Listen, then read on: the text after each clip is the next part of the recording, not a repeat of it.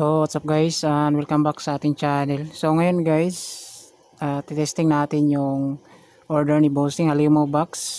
Titesting natin yung kanyang speaker na dinala dito, which is Live Pro 1000 watts na 2 magnet. Yan, so 18 inches po ito guys na Halimaw Box with complete accessories, pre-install speaker. So papakita natin yung speaker.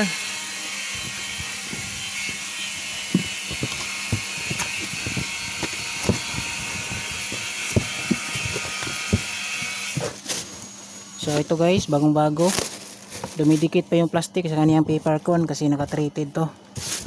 Yan, 18 inches po ito na Live Pro. Balik na rin ko muna guys, papakita ko sa inyo. So ito, model ito is Live Pro 18 1000. So goods pang PA, pwede sa mga all events itong klase na speaker. Impedance 8 ohms. Yung power niya is 1000 watts RMS. Naka 2 mags.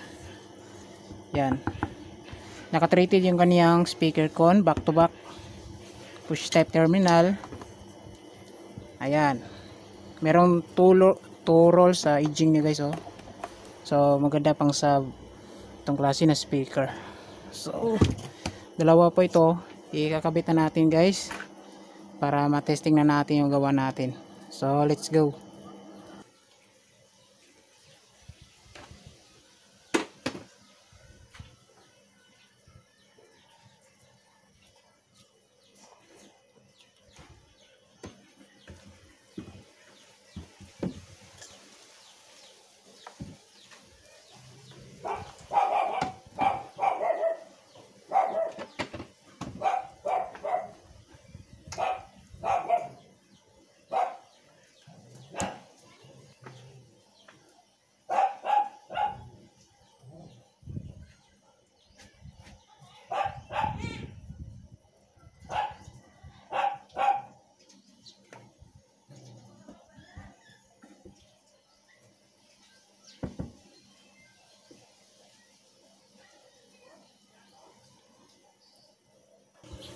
So ito po mga guys, bali na align na natin yung speaker ni Bossing, which is Live Pro 1000 watts PE. Dalawa po ito, dual magnet. Ito yung speaker niya na dinala dito. Yan, pre-install po tayo dito guys sa gusto pagawa ng mga speaker boxes. So ilalak muna natin yung T-nut bolt. Yan guys. So ito po mga guys, nakabit na natin yung speaker. Dalawa. Yan, so inabutan tayo ng ulan. So ngayon kakabit natin yung cover sa likod. Tapos kakabit natin yung wirings. Yan, so stay tuned na po mga guys. So ito guys, nakasetup na tayo. Nakakabit na yung Live Pro 1000 watts with 2 magnet. Itong Halimaw Box ni Bossing. So lalagyan lang natin ng isang full range mid-high. Yan. So yung gagamitin natin na power amplifier dito is yung Joson Earth 1.5 natin. Yung sa full range mid-high natin ay yung Joson Moon Max. So papakita ko sa inyo yung sineset up ko dito. Yan, bali na dito tayo guys.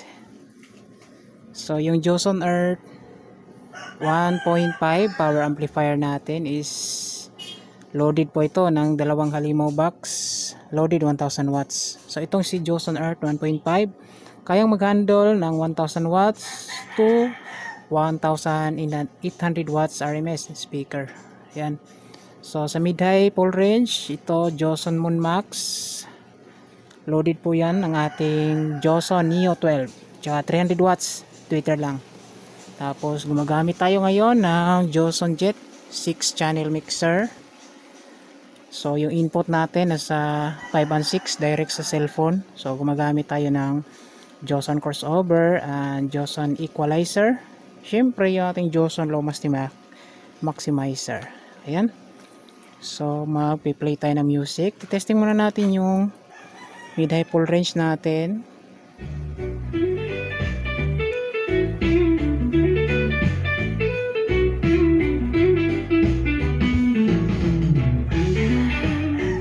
So meron ng tunog yung mid-high full range, yung dalawang halimaw.